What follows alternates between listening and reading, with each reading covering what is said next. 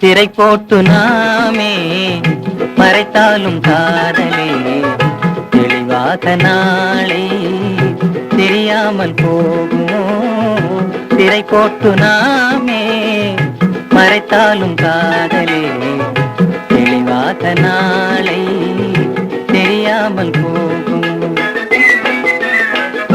சரியான நேரம் கிடைக்காத போதிலே திரை போட்டு காப்பதே முறையாகும் வாழ்விலே.